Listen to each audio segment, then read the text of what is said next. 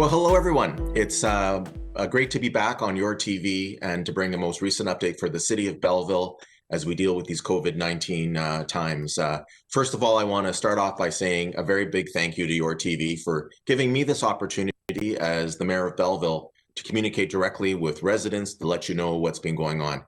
What a strange year 2020 has been, and I think this is about the 40th time that I've done a video with YourTV to provide information. And that's quite a difference. We've never really done that before, as we've never dealt with something like COVID before. But this opportunity to be in touch, to be able to let people know what the city's been doing over these past 40 weeks or so has been very, very important. And I want to say thank you to YourTV. This week, we are concerned about numbers in our region again, as we have been for the last little while. We had a large number last week, and while we didn't move from yellow to orange last week, I am not very optimistic we'll stay in yellow next week. So we will find out more this week, and on Friday will be the announcement by the provincial government about what our status is going to be. But if we move to the orange, that is now moving from protect to a more active case count. So that means that we have to restrict our activities, begin to restrict some of those activities. And there are not a large amount of differences that people will see, but there are important behind the scenes differences that the city of Belleville, the health unit, and other medical groups will be doing. So it's very important that, again, that we continue to do the things that we know work. Washing our hands, making sure that we're wearing masks indoors and when we can't social distance, and taking those opportunities to maintain that 6 feet separation between ourselves and others that are not in our social bubble. One additional thing that we've been talking about is cutting back on unnecessary travel and not going into the areas that we consider to be hot zones or have different stages that we do here in our region. We do know that the virus is spread in mostly in close contact, and we're seeing that in Ontario. That's happening where people are visiting someone at home. It's not really happening in commercial establishments, it's not really happening at school or in other healthcare venues. It's happening in people's residences. And so I know it is difficult. We want to be able to share the holiday season with our family and our friends, particularly people we haven't always seen. But this is not the year for that. So I join all my fellow mayors to call on people to understand, to flatten that curve, to let's get through until the vaccine is available for everybody in our region, and we'll be good. 2020 has been a very difficult year for us, and it's tested us.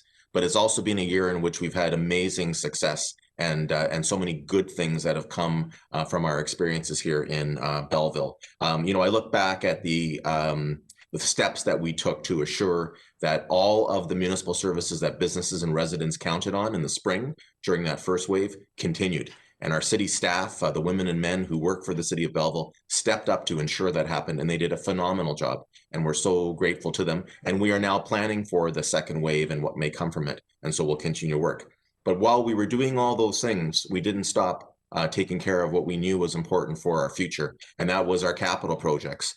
So we saw for the first time in such a necessary long time, Avondale Road started construction, and we've done about a little bit more than half of that project, and we'll finish up next year.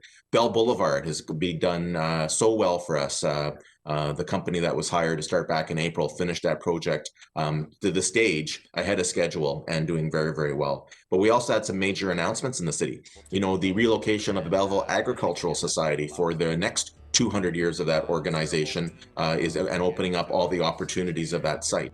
We started with some naming opportunities, and Kay Manderville and Selma Botnick, two elected officials who for many years served the city. We were able to name some corporate assets, so a splash park and then the Bayshore Trail, the bridge that goes across the Bayshore Trail, both which are really great to be able to recognize their service to us. We have a new police chief in the city of Belleville. Mike Callahan took the reins, and we're very lucky to have him leading the Belleville Police Service at this time. But we also had to pivot this year with the lighting display, downtown activities.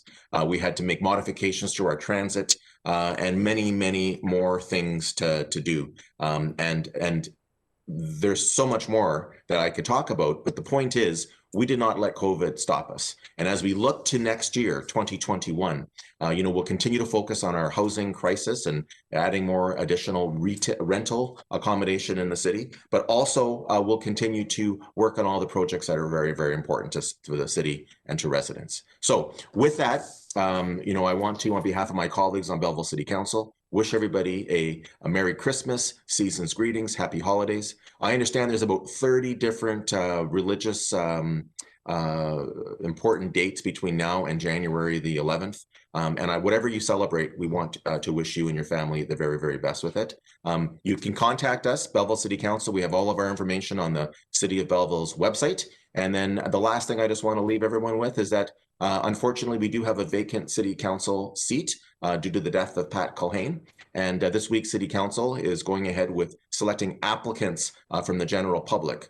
Information is available on the city website, which includes what the job of a councillor is, what the compensation and benefits are, and also some of the responsibilities and the application process. And we encourage people to do so. Deadline is January the 6th, with a requirement for that committee that is being established to make a recommendation to council by the 15th of January. If you're interested, please consider it. Please apply to serve our city. And we wish everyone a very Merry Christmas and a Happy New Year.